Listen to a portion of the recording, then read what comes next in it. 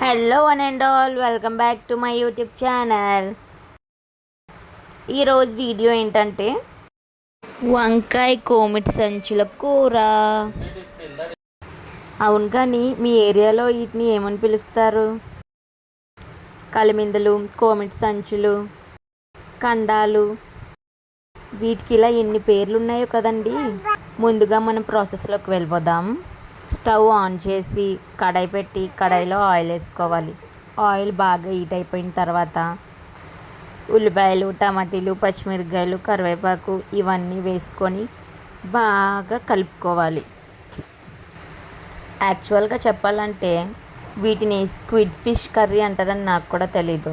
యూట్యూబ్లో చూశాను నేను కూడా. మా ఏరియా సైడ్ అయితే కండాయిలని అంటారు. మీ ఏరియా సైడ్ ఏమంటారో అనేది కామెంట్ చేసి చెప్పండి మర్చిపోకుండా. బాగా మిక్సీ చేసుకున్న తర్వాత మూత పెట్టుకోవాలి. మూత పెట్టేసిన తర్వాత మళ్ళీ 2-3 మినిట్స్ తర్వాత మూత తీసి మళ్ళీ కలుపుకోవాలి. ఉల్లిపాయలు, టమాటీలు, పచ్చిమిరపకాయలు బాగా మగ్గిపోయిన తర్వాతే ఇవి వేసుకోవాలన్నమాట. కండాయిలు పీసెస్గా కట్ చేయలేదు, ఎందుకంటే అవి గుడ్డు కండాయిలు అనమాట. గుడ్డు పోతుందని కట్ చేయలేదు అంతే. బాగా కలుపుకున్న తర్వాత మళ్ళీ ప్లేట్ మూత పెట్టుకోవాలి. ప్లేట్ బాగా మూత పెడితేనే ఆవిరిలో బాగా ఉడుకుతాయి. అలాగని అలా మూత పెట్టి సుదిలేకండి, అప్పుడప్పుడు తీసి కలుపుకొని మళ్ళీ పెట్టేయాలి. సిమ్లో పెట్టే ఉడికించుకోవాలి. కలుపుకుంటూ మూత పెట్టుకుంటూ మళ్ళీ కలుపుకుంటూ అలా చేయడం వల్ల బాగా ఉడుకుతుంది అనమాట. నేనైతే వాటర్ వేయలేదన్నమాట, ఆటోమేటిక్గా వాటర్ వచ్చేసింది. ఆ కడాయిలో ఉన్న వాటర్ అలా బయటకు వస్తే బాగా ఉడికినట్టు అర్థం. ఇప్పుడు మనం వంకాయలు వేసుకోవాలి. వంకాయల్ని సాల్ట్ వాటర్తో బాగా కడుక్కొని అందులో బాగా వేసుకోవాలి. మొత్తం వేసిన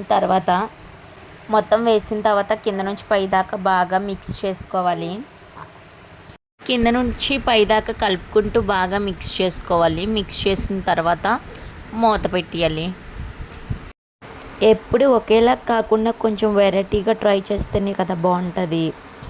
నార్మల్గా ఎప్పుడు తింటాం, కొంచెం వెరైటీగా తింటేనే కదా కిక్ ఉంటుంది.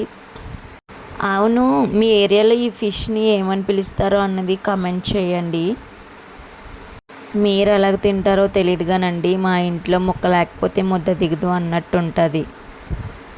ఇప్పుడు కూరలో కారము, సాల్ట్ వేసుకోవాలి. వేసుకున్న తర్వాత బాగా మిక్స్ చేసుకొని సరిపోయినంత కారం వేసుకోవాలి. కింద నుంచి పైదాకా కలుపుకుంటూ ఉండాలి. ఈ కండాయి కూర వండడం కన్నా ఫ్రై చేస్తే ఇంకా బాగుంటుంది.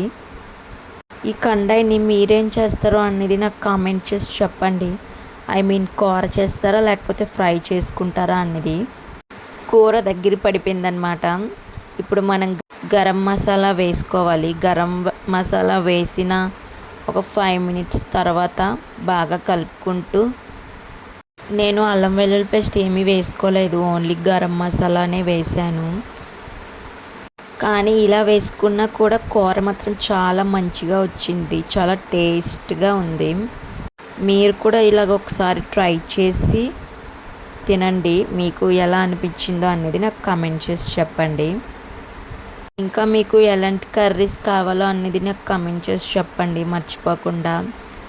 అంతే, అయిపోయిన తర్వాత స్టవ్ ఆపేసి మళ్ళీ నెక్స్ట్ వీడియోలో కలుద్దాం. Until then bye bye, see you, Tata.